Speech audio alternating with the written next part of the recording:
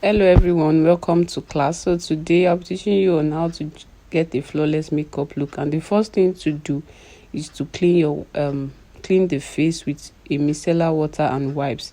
You can see here the work of the micellar water is to remove any hidden dirt, and that is what I'm showing you here. If I had not used the micellar water and just use only wipes, it won't have brought out those dirt properly.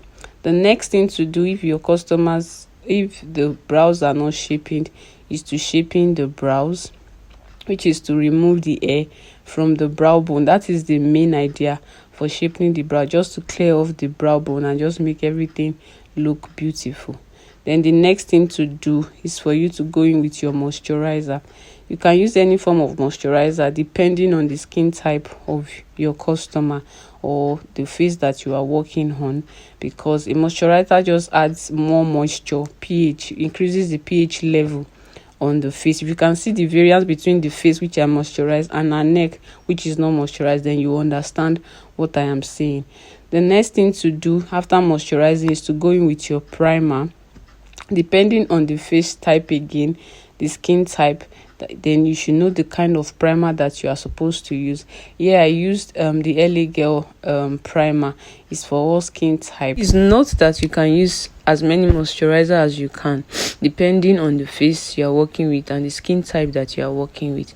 I also went in with a form of primer, which is the Zaron cosmetic pore minimizer.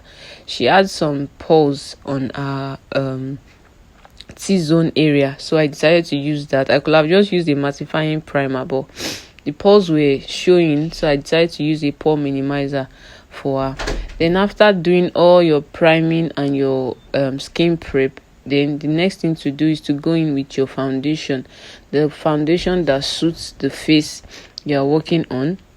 Make sure that the shade and the tone is perfect for the client, and it's perfect for whatsoever you are working on. As you can see, the shade of foundation I decided to use was perfect for her. There's no variation between her neck and her face. If you can see properly, it blended into her skin properly.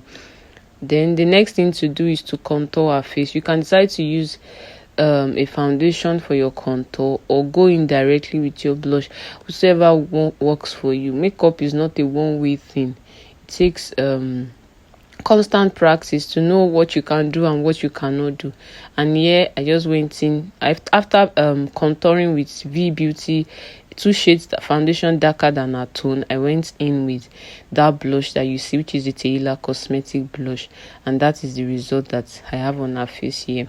The next thing to do, the reason for the blush is just to give colors to her face, to her cheekbone, to bring out her cheekbone when she smiles, and just lift her face in a way. Then I went in to highlight her face. The highlighting is just the bringing light. There's low light, which is the contour, and there's the highlight, which is the using the lighter shade of the concealer. Sorry, the low light is using a darker shade of concealer. The highlight is using the two shades lighter. Did you understand? So that's basically what I'm doing here. I'm just blending in the concealer, which is to bring light to our under eye, which is to just lift our under and give us a definition to our under eye. Do you understand what I'm saying? If you have any question, please don't forget to drop in the comment section. Do you understand? So at this point, can I tell you to please subscribe to my channel if you haven't subscribed, like this video if you have been enjoying this video up to this moment. So after blending your concealer properly, ensure that you blend very well. After blending very well, before applying your setting powder or before setting with any powder, whether it's setting powder or a normal random powder, please ensure that you reblend the concealer under the eye. Always reblend the concealer under the eye, because this helps you to avoid creasing. And creasing means that there's this line under the eye, and if the under the eye, like an eye bag, is not necessarily an eye bag, but there's these lines under the eye, and if you don't blend the concealer properly again before adding powder, then it shows the the concealer enters into those lines, making those lines to be very visible. But if you blend properly before applying powder, then you tend to blend out the lines in a way. Do you understand what I'm trying to say? So that is all about that. Then I went in to blend the whole face with the powder. Blending the whole face with powder for me allows an even tone. Like, it blends out everything I've done on the face, making it all putting everything together. That is the work of adding powder to the places that you've not added powder to, and also going over maybe the blush, except for the highlight. Using the shade of our powder is mainly for the whole face, except for the under eye, which is the highlight that you have done. Do you understand? So mainly for the low light area. Exactly. Do you understand? The places you have not applied anything to, then the low light area, you can apply the perfect shade that suits the skin you are working with. You can apply it all over that face, except for the highlight area, like I said before. The next thing to do was to either ways, whichever one works for you. But here I went into prime our eyebrows, to setting our eyebrows with a brow tamer, and after setting the brow tamer basically is just to keep the hair in place. Do you understand? And after keeping the hair in place, make sure that you set with a setting powder. Setting powder, what it does is that it allows it to stay matte, because those tamer tends to crease, they tend to be greasy. Do you understand? If you don't set it, then your brows can come out all greasy and looking very greasy. I hope you understand what I'm saying. So the first thing to do is to tame the brows, which is to keep the brows in place, whether you want to take it upwards or sidewards. It depends on what you want to achieve. But after that, ensure that you always set the brow tamer, the brow with a setting powder. Thank you. Then I went in after that to contour our nose, to give her a definition to her nose, an illusion of a pointed nose. That is what the contour is all about, just giving a pointed nose illusion. That's what it is all about, depending on what you want to achieve. You can decide to leave it like that, the contour, without doing any reverse contour to it. Reverse contour is basically adding contour to all the nose, then putting the highlights on the highlight. This gives definition in a way. But if you don't want that, you can leave the nose contour like that. Do you understand? So makeup is all about what you desire, what do you want to achieve. Looking at this face, what do I want to achieve? Do you understand? Looking at this person's face features, what can I do to enhance this face feature? That is basically what makeup is all about. It is art. It is not looking at something, looking at a face and saying, oh, I can do this, and this will bring this out, this will enhance this will enhance this. And that's basically what makeup is all about. Then I went into, after doing the brows, filling the brows and drawing the brows, I went in with my eyeshadow. I've already done the eyeshadow before in my previous video. If you haven't watched it, I'm going to drop a link here. I've done the eyeshadow. It was an inspiration from Eden's Glam. I don't know if you know Eden's Glam. So after that, I went in with the lips to do the lips. And the lips, what I did basically was to, depending on what you want to do to the lips, because I can't tell you this is what you are supposed to do. What you want to do is what you want to do.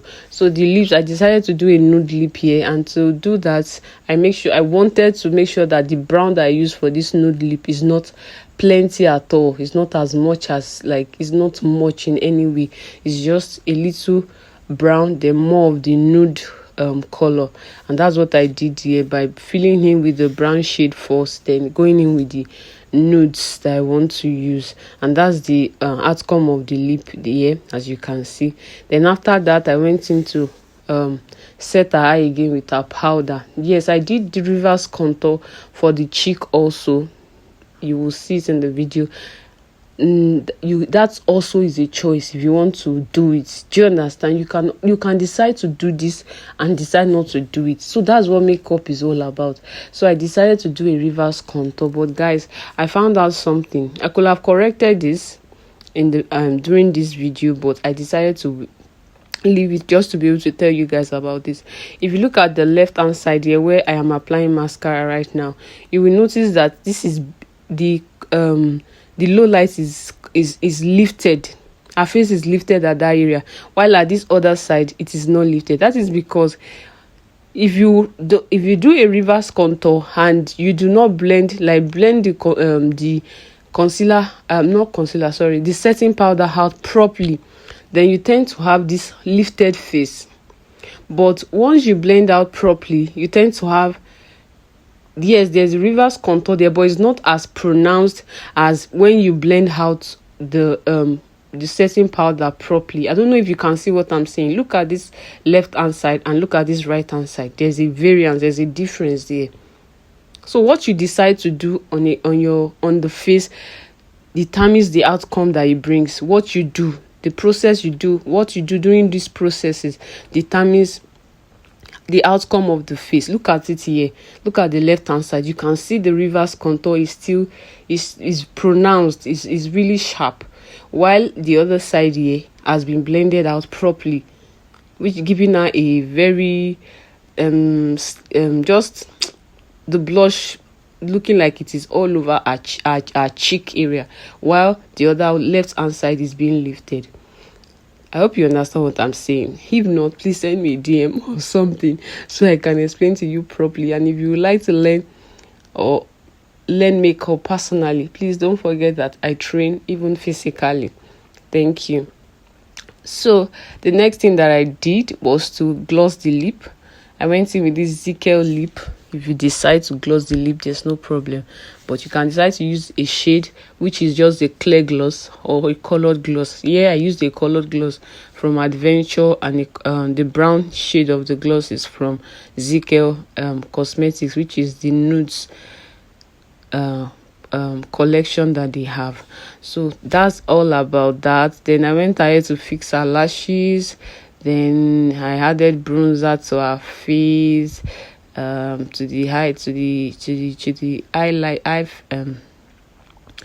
eye point on her face, just to give that glow and make sure that everything is setting. And that's basically what you do. If you decide to use highlighter, there's no problem. If you don't want to use highlighter, there's no problem. If you want to use highlighter, there's no problem. Do you understand? So what you decide to do on this customer's face, on this client's face, it's your choice. No one can tell you that do this, do this, do this. Do you get it? It is you that will see this customer's face and say, wow, she has this, let me do this, let me not do this, let me do this. Do you understand? That is just what it is about this makeup process. That is what it is. Do you understand? You can decide to recreate a look, yes, but most times when you think that you are creating a look, trust me, ideas are coming as you are doing the makeup and you're just going over and over. So this is it about the look. I hope you guys were able to learn one or two things. Then after, please don't forget to spray. I sprayed her face 2 times, which is before the bronzer, before the highlighter, which is the bronzer on her face, the eye point of her face, and I went in again with this fixing spray. There are 2 types of spray. There are setting sprays and there are fixing sprays. So setting sprays are mostly used during the makeup process to set in every makeup process that has been done, while fixing spray is used at the end of every makeup process to hold every makeup process in. And this is the finished look, guys. I just went in with a touch of powder, just doing what I need to do, and that's what you would do. You just check what needs to be done again. What do I need to do again? Do I need to add powder here? Do I need to add more contour here?